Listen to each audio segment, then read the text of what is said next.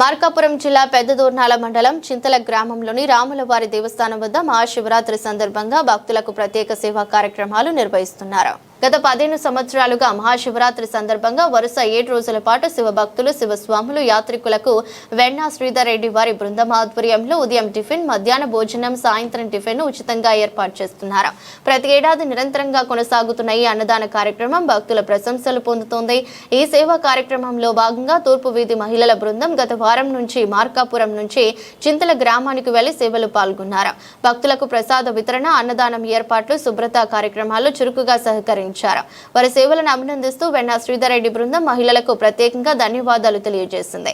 కార్యక్రమాన్ని విజయవంతం చేశారు. శివరాత్రి సందర్భంగా ఎలాంటి సేవా కార్యక్రమాలు చేయాలని అభిప్రాయపడ్డారు. భక్తులకు సౌకర్యవంతమైన వాతావరణంలో సేవలు అందించేందుకు ప్రతి ఒక్కరూ సహకరించాలని కోరారు.